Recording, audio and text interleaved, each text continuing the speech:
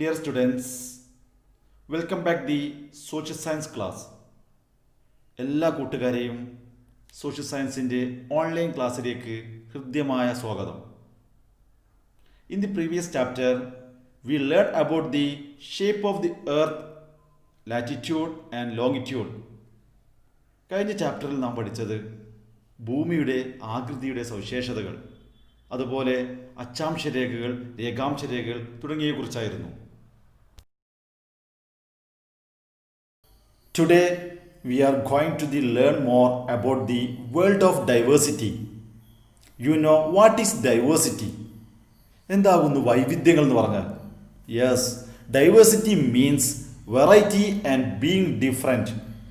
വൈവിധ്യങ്ങളുടെ ആശയത്തെയാണ് ഡൈവേഴ്സിറ്റി എന്നതുകൊണ്ട് ഉദ്ദേശിക്കുന്നത്. In this chapter, you have learned the diversity of flora and fauna and the human life. ഈ ചാപ്റ്ററിൽ നാം പഠിക്കാൻ പോകുന്നത് ലോകത്തിൻ്റെ വ്യത്യസ്ത ഭാഗങ്ങളിൽ കാണപ്പെടുന്ന വ്യത്യസ്ത തരം സസ്യജാലങ്ങളെക്കുറിച്ചും ജന്തുജാലങ്ങളെക്കുറിച്ചും അതുപോലെ അവിടെ കാണപ്പെടുന്ന പ്രത്യേക മനുഷ്യ വിഭാഗത്തെക്കുറിച്ചും ഒക്കെയാവും. Okay, what is climatic regions? എന്താകുന്നു കാലാവസ്ഥാ പ്രദേശങ്ങൾ എന്ന് പറഞ്ഞാൽ? നമ്മുടെ ഈ ചാപ്റ്ററിലെ ഫസ്റ്റ് ക്വസ്റ്റ്യൻസ് ആണ്.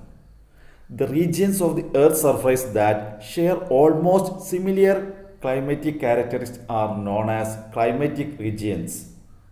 അഥവാ കാലാവസ്ഥാ സവിശേഷതകൾ ഏറെക്കുറെ സമാനതകൾ പുലർത്തുന്ന ഭൂഭാഗങ്ങൾക്ക് പറയുന്ന പേരാണ് ക്ലൈമറ്റിക് റീജിയൻസ് അഥവാ കാലാവസ്ഥാ പ്രദേശങ്ങൾ എന്നറിയപ്പെടുന്നത്.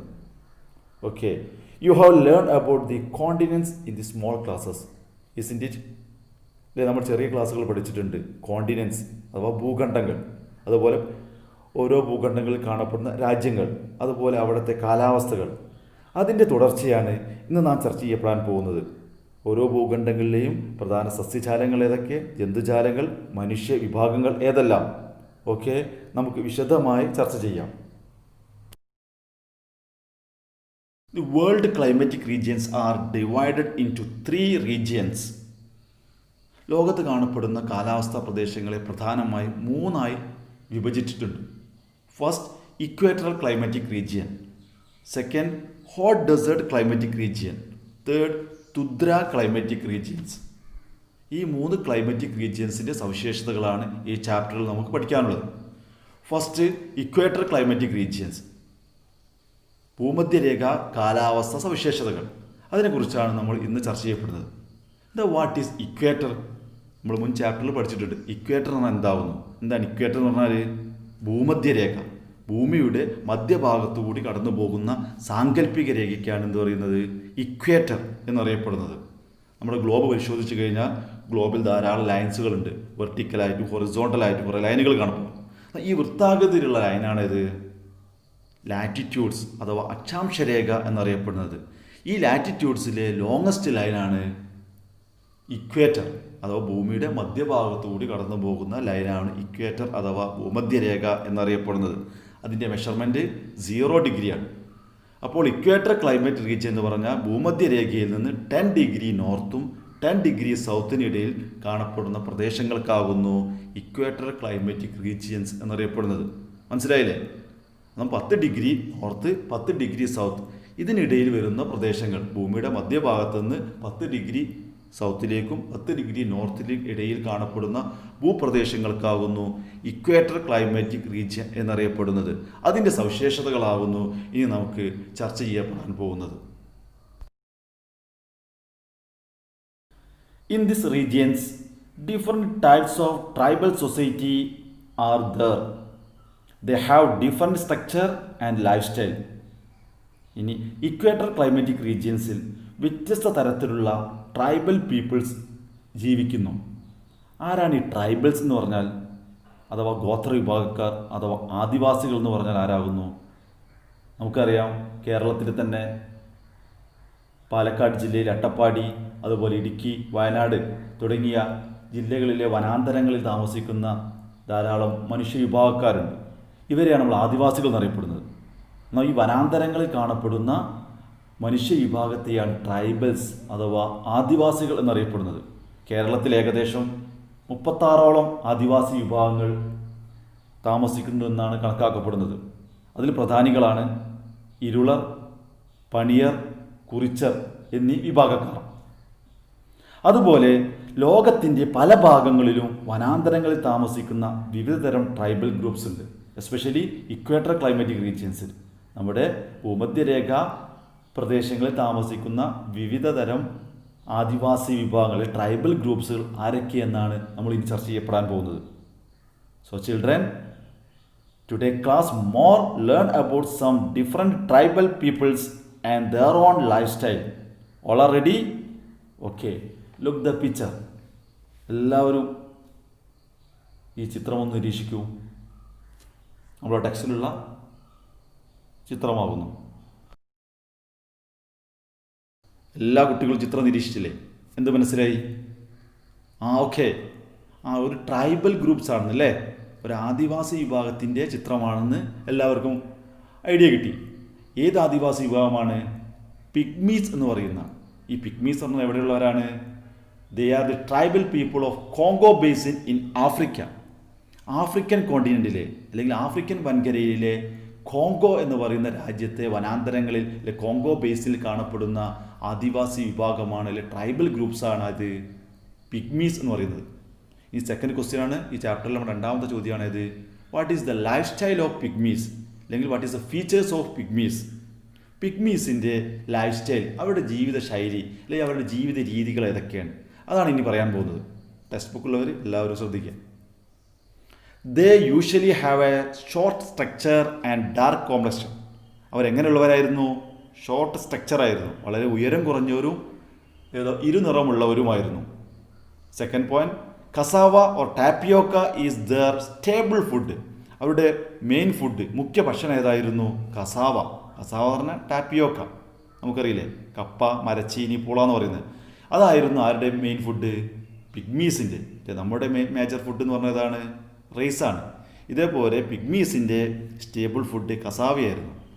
ദേ also eat hunted meat and gather fruits. അതിന് പുറമെ അവരെന്ത് ചെയ്യുന്നുണ്ട്? വേട്ടയാടിയിട്ട് മീറ്റും അതുപോലെ തന്നെ ഫ്രൂട്ട്സും ഗ്യാദർ ചെയ്യുന്നു. They often wear deer skin or leaves or clothes. അവർ വസ്ത്രങ്ങളായി ഉപയോഗിച്ചത് എന്തായിരുന്നു? ഡീറിൻ്റെ സ്കിന്നായിരുന്നു. മാനിൻ്റെ തോലും അതുപോലെ തന്നെ മരങ്ങളിലെ ഇലകളും ഉപയോഗിച്ചു കൊണ്ടായിരുന്നു അവരുടെ ഡ്രസ്സ് ഉണ്ടാക്കിയിരുന്നത്. അതുപോലെ ഇനി അവരുടെ വീട് എങ്ങനെയായിരുന്നു? They build semi circle house out of branches of trees and board of leaves. അവരെങ്ങനത്തെ വീടാണ് ഉണ്ടാക്കിയിരുന്നത്? സെമി സർക്കിൾ ഹൗസ് ആയിരുന്നു, അർദ്ധവൃത്താകൃതിയിലുള്ള വീടുകൾ. എന്തുകൊണ്ടുണ്ടാക്കിയേ? ദ ട്രീസ് ഓഫ് ബ്രാഞ്ചസ്, മരം കൊമ്പുകളും ഇലകളും കൊണ്ട് നിർമ്മിച്ച വീടുകളുമായിരുന്നു പിഗ്മീസിൻ്റെത്. നമ്മൾ ഏകദേശം ഒരു ഐഡിയ കിട്ടിയില്ലേ പിഗ്മീസിനെ കുറിച്ച്? അവർ ഹൈറ്റ് കുറഞ്ഞവരാണ്, ഇരുനിറമുള്ളവരാണ്. അവരുടെ മുഖ്യ ഭക്ഷണം കസാവയാണ്. കസാവ ടാപ്പിയൊക്ക. അവരെന്ത് ചെയ്യുന്നുണ്ട്? വേട്ടയാടിയിട്ട് ഇറച്ചിയും അതുപോലെ തന്നെ ഫ്രൂട്ട്സും ഗ്യാദർ ചെയ്യുന്നു. അതുപോലെ എന്താകുന്നു? അവരുടെ ഡ്രസ്സ് എന്ന് പറഞ്ഞാൽ മാനിൻ്റെ തോലും ഇലകളും ഉപയോഗിച്ചു കൊണ്ടായിരുന്നു. അവരുടെ വീട് സെമി സർക്കിളായിരുന്നു. അതുപോലെ എന്തുകൊണ്ടായിരുന്നു നിർമ്മിച്ചിരിക്കുന്നത്? The branch of the trees and the board of the leaves. ഇത്രയും കാര്യങ്ങളാണ് ഇത് പിഗ്മീസിനെ കുറിച്ച് ചോദിച്ചു കഴിഞ്ഞാൽ എഴുതേണ്ടത്. ഓക്കെ, ഐഡിയ കിട്ടില്ലേ? അടുത്തതായി പിഗ്മീസിൻ്റെ ലൈഫ് സ്റ്റൈൽ എങ്ങനെയെന്ന് മനസ്സിലാക്കുന്ന ഒരു ചെറിയ വീഡിയോ ആണ് നൽകുന്നത്. ഇതിലൂടെ പിഗ്മീസിൻ്റെ ജീവിതശൈലിയെക്കുറിച്ചുള്ള ഒരു ഏകദേശ രൂപം നമുക്ക് മനസ്സിലാക്കാൻ സാധിക്കും.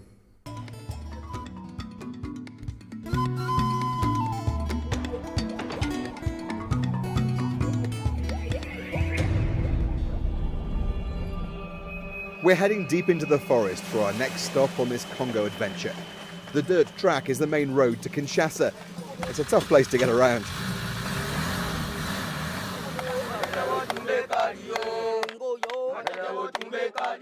Just 4 hours from the nearest town takes you back in time to meet people living off the forest.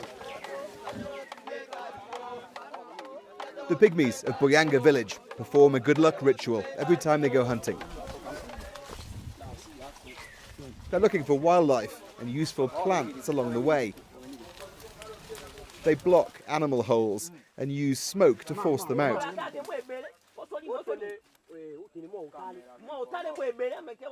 A century ago, the Belgian King Leopold II, who owned the Congo as his personal colony, found something in the forest worth a huge amount of money: rubber. This white sap from the wild rubber vines could be made into tyres. The pygmies were made to collect it. Ntango elikaka bankoko bakiso balena mpasi le beloko mpimbo mbebeta nkatanga donc mbloka nkomo epenyanya bon tofo le zéro tofo sale mpe rien to yala nko mpimpita bekpa bitopo ate bekpa yanko bimpita déjà liya le penya nkomo jamais. Some of those who didn't collect enough rubber had their hands cut off. Up to 10 million people died under the regime of King Leopold. The brutality inspired the first international human rights campaign. Leopold was forced to hand his colony over to the Belgian state, only for the exploitation and brutality to continue. It was the Belgian Congo until 1960. Pygmy communities still live a very traditional way of life, but the forests are being cleared for farming, animals are scarce, and they still feel like they're treated as second-class citizens. So where would you like to go next? To the former president's ruined jungle palace in Badalite? Or upriver to go extreme fishing in Kisangani? ഭൂമധ്യരേഖാ ഭാഗത്താകുന്നു ഈ Congo basin സ്ഥിതി ചെയ്യുന്നത്. അതുകൊണ്ട് അവിടുത്തെ കാലാവസ്ഥയ്ക്കും ഒരു പ്രത്യേകതയുണ്ട്. അത് എന്താവുന്നു നമുക്ക് പരിശോധിക്കാം. നമ്മുടെ ഈ ചാപ്റ്ററിലെ ഏറ്റവും പ്രധാനപ്പെട്ട ക്വസ്റ്റ്യൻസ് ആണ് ഇനി പറയാൻ പോകുന്നത്. Explain the climatic features of equatorial climatic region. ഭൂമധ്യരേഖാ പ്രദേശത്തെ കാലാവസ്ഥയുടെ സവിശേഷതകൾ ഏതെല്ലാം? ആൻസർ ടെക്സ്റ്റ് ബുക്കിലുണ്ട്, ടെസ്റ്റ് ഉള്ളവർ നോക്കാം. Answer first, high atmospheric temperature throughout the year and daily afternoon showers with thunder and lightning. വർഷം മുഴുവൻ ഉയർന്ന അന്തരീക്ഷ താപം, എല്ലാ ദിവസവും ഉച്ചയ്ക്ക് ശേഷം ലഭിക്കുന്ന ഇടിമന്നിനോട് കൂടിയ ശക്തമായ മഴ. ഇതാകുന്നു ഇക്വറ്റോറിയൽ ക്ലൈമാറ്റിക് റീജിയനിലെ ഏറ്റവും പ്രധാനപ്പെട്ട സവിശേഷത. കാരണം 365 ദിവസവും അവിടെ എന്തായിരിക്കും? ഉച്ചയ്ക്ക് ശേഷം ശക്തമായ മഴ ഉണ്ടായിരിക്കും. അതുപോലെ തന്നെ ഉച്ചയ്ക്ക് മുമ്പ് വളരെ ശക്തമായ ചൂടും. ഈ ഒരു കാലാവസ്ഥ അനുഭവപ്പെടുന്ന പ്രദേശങ്ങൾക്കാണ് ഇക്വറ്റോറിയൽ ക്ലൈമാറ്റിക് റീജിയൻസ് എന്നറിയപ്പെടുന്നത്. അതുപോലെ second features, dense evergreen vegetations consisting of big trees, climbers, thick undergrowth, moss, vanda and so on. വൻ മരങ്ങൾ, വള്ളിപ്പടർപ്പുകൾ, അടിക്കാടുകൾ, പായൽ വർഗ്ഗങ്ങൾ, സസ്യജാലങ്ങൾ, മരവാഴകൾ എന്നിവ ഇടതൂർന്ന് വളരുന്ന നിത്യഹരിത വനമാവുന്നു ഈ ഇക്വറ്റോറിയൽ ക്ലൈമാറ്റിക് റീജിയനിലെ പ്രദേശങ്ങൾ. കാരണം അവിടെ ശക്തമായ മഴയും വെയിലും ലഭിക്കുന്നതിനാൽ വ്യത്യസ്ത തരത്തിലുള്ള സസ്യജാലങ്ങൾക്ക് വളരാൻ വളരെ അനുകൂലമായ ഒരു കാലാവസ്ഥയാവുന്നു. And third, diverse of fauna. വ്യത്യസ്ത തരത്തിലുള്ള ജന്തുജാലങ്ങളുടെ ഒരു കലവറയും കൂടിയാവുന്നു ഇക്വറ്റോറിയൽ ക്ലൈമാറ്റിക് റീജിയൻസ്. കാരണം ഇവിടുത്തെ കാലാവസ്ഥ അനുകൂലമായതിനാൽ different types of the animals, species, birds, വ്യത്യസ്ത തരത്തിലുള്ള ജീവജാലങ്ങൾ ഇവിടെ കാണപ്പെടുന്നു. ഈ 3 സവിശേഷതകളാവുന്നു ഇക്വറ്റോറിയൽ ക്ലൈമാറ്റിക് റീജിയൻ്റെ ഫീച്ചേഴ്സ്. ഇതെല്ലാവരും നല്ലപോലെ നോട്ടിലേക്ക് എഴുതുക, പഠിക്കുകയും ചെയ്യുക. Okay,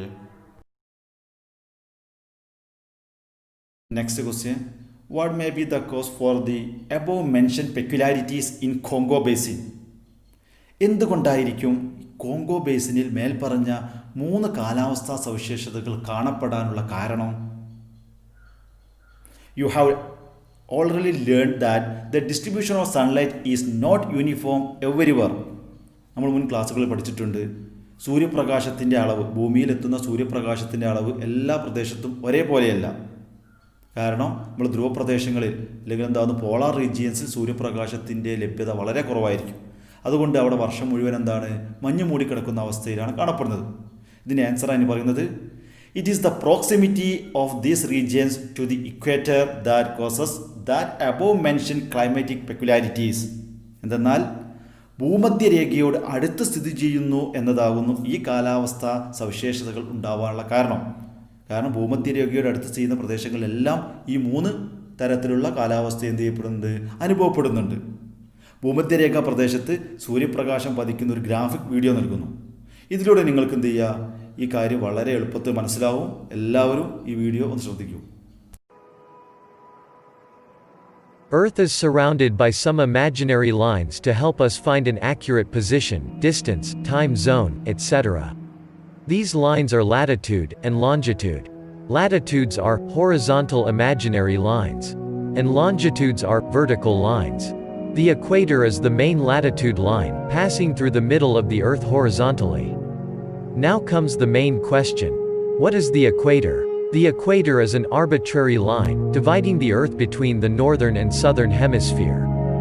This is one of the horizontal lines known as a latitude line. The word equator means even maker in Latin. Simply, it is an imaginary line on the surface of the Earth, equidistant from the north and south poles, separating the Earth into the northern and southern hemispheres. The value of equator is 0 degrees. It can also be described as the great ring around the planet that is equidistant from the geographical poles, and lies in a plane perpendicular to the axis of the planet. This spatial, hypothetical line separates the Earth into the northern and southern hemispheres. It also represents the hypothetical reference line on the surface of the Earth, on which latitudes are being measured. It's the latitude of 0 degrees. Now we will talk about some interesting facts and characteristics of the equator. Number 1. Equator is located midway between the North and the South Pole. Number 2. At the equator, the planet's surface is parallel to the rotation axis. Number 3. It is 40,075 kilometers in length, or 24,901 in mile. Number 4. Equator passes through 79% of water, and 21% of land approximately. Number 5. The precise position of the equator isn't really specified. Number 6. The 4 seasons are not encountered by countries near this imaginary line, so the weather near equator is typically very warm. Number 7. The length of night and day near the equator line is approximately the same. Daylight is also almost the same around the year. Number 8. Night time is approximately 14 minutes shorter than daylight. Number 9. Locations near the equator witnesses the shortest sunrises and sunsets. And for much of the year, the normal direction of the sun is nearly perpendicular to the horizon. Number 10. Earth is bulging near the equator. Therefore, Earth's radius is slightly longer than the normal around this line. Earth's radius is... Next, similar characteristics prevail in the Amazon River Basin in South America and in Southeast Asian countries like Malaysia and Indonesia. ലോകത്ത് ഏകദേശം 13ഓളം രാജ്യങ്ങളിൽ ഈ കാലാവസ്ഥാ പ്രദേശങ്ങൾ കാണപ്പെടുന്നു. പ്രത്യേകിച്ച് തെക്കേ അമേരിക്കയിലെ ആമസോൺ തീരതടത്തിലും തെക്ക് കിഴക്ക് ഏഷ്യൻ രാജ്യങ്ങളായ മലേഷ്യ, ഇന്തോനേഷ്യ തുടങ്ങിയ പ്രദേശങ്ങളിലും സമാനമായ സവിശേഷതകൾ നിലനിൽക്കുന്നു. Okay.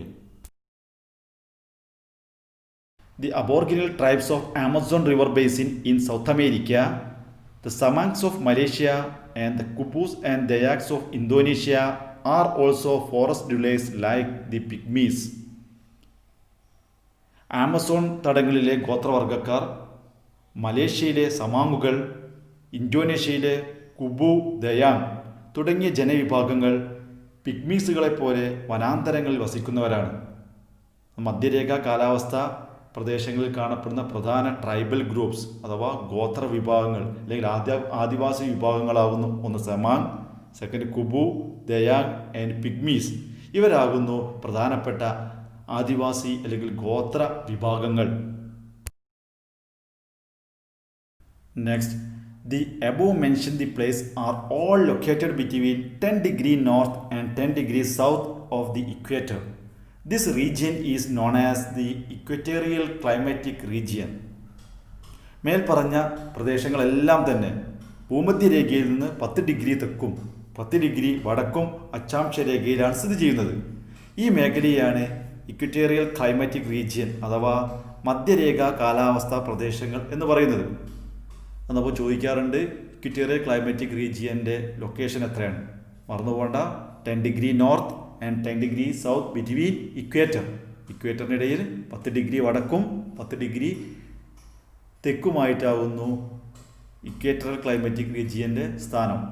Okay. Next, the equatorial climatic region is characterized by dense forest with hardwood trees like mahogany, ebony, rosewood, etc. ഇനി ഇക്വറ്റോറിയൽ ക്ലൈമാറ്റിക് റീജിയനിൽ കാണപ്പെടുന്ന പ്രധാന ട്രീസുകൾ ഏതെല്ലാം നോക്കാം. മഹാഗണി, എബണി, റോസ്വുഡ് തുടങ്ങിയ കാഠിന്യമേറിയ മരങ്ങൾ കാണപ്പെടുന്ന നിബിഡ വനങ്ങൾ മധ്യരേഖാ കാലാവസ്ഥ മേഖലയുടെ സവിശേഷതകളാകുന്നു. Next question, what is equatorial evergreen forest? മധ്യരേഖ നിത്യഹരിത വനങ്ങൾ എന്നാൽ എന്ത്? Answer, the trees in these forests do not shed their leaves owing to high atmospheric temperature and copious rainfall. Hence, these forests are called equatorial evergreen forest. സമൃദ്ധമായി ലഭിക്കുന്ന മഴയും സൂര്യപ്രകാശവും ലഭിക്കുന്നതിനാൽ ഈ വനങ്ങളിലെ മരങ്ങൾ ഇലപൊഴിക്കാറില്ല. അതിനാൽ ഈ വനങ്ങളെ മധ്യരേഖ നിത്യഹരിത വനങ്ങൾ എന്ന് വിളിക്കുന്നു. ലോകത്തിലെ ഏറ്റവും വലിയ എവർഗ്രീൻ ഫോറസ്റ്റാണ് Amazon rainforest in Brazil. ബ്രസീലിലെ ആമസോൺ മഴക്കാടുകൾ. ഇക്വറ്റോറിയൽ റെയിൻ ഫോറസ്റ്റിൻ്റെ ഒരു ചെറിയ വീഡിയോ ശ്രദ്ധിക്കൂ. Imagine a place with no seasons, where every day is like the last. A place of rain, constant heat, high humidity. Some might call such a place hell, while for others it might be paradise. It is a place on earth with more species of plants and animals than anywhere else. Because of the oxygen generated by its millions of trees, it has been dubbed the lungs of the world. Welcome to the tropical rainforest. So what kind of vegetation do we find here? Well, tropical rainforest, funnily enough. But what is it? Rainforests occur in other parts of the world, forests that grow in areas of very high rainfall. But the tropical rainforest has a unique combination of high rainfall and high temperature, which results in the most vigorous plant growth to be found anywhere on the planet. In terms of sheer biomass, this growth occurs mostly in the form of evergreen hardwood trees, meaning dense, hard wood like mahogany, teak, sandalwood and rosewood. But unlike the hardwoods of more northerly latitudes, these trees retain their leaves and grow all year round. A diverse array of plants grow in the shade below the thick tree canopy, and this further leads to a huge number of animal species in all classes: insects, arachnids, amphibians, reptiles, birds and mammals. Spend a night in a tent here and, well, you'll soon get to know some of these guys. So where in the world can we find these forests? Well, naturally, they're all within the tropical zone. The most famous of these is, of course, the Amazon River Basin of South America, which stretches across many countries, most notably Brazil, Peru, Colombia, Ecuador, Venezuela, and the Guyanas. The Pacific coast of Colombia, on the other side of the Andes, is also home to this climate. And then there's the Congo Basin of Africa, mostly within the country of Congo-Zaire, but also including parts of Uganda. The last of the three main rainforest zones is in Southeast Asia, with almost all of Indonesia and Malaysia falling within this climate type, along with New Guinea and the southern and eastern stretches of the Philippines. Many islands of the Pacific also experience this climate, including the Solomon Islands, Fiji, and French Polynesia. And what about major world cities? Are any found in the tropical rainforest? Well, only 2 feature, and these are just hours apart from each other on the southern tip of Malaysia. They are Kuala Lumpur, the capital of Malaysia and famous for the Petronas Towers, and, of course, Singapore, a highly developed global financial, shipping and aviation hub. So, enough chatter. I know you're all dying to see some temperature and rainfall graphs, right? Well, here they are, across 3 continents and Puerto Rico. Also, some eastern coastal areas of Brazil and Madagascar are under this influence.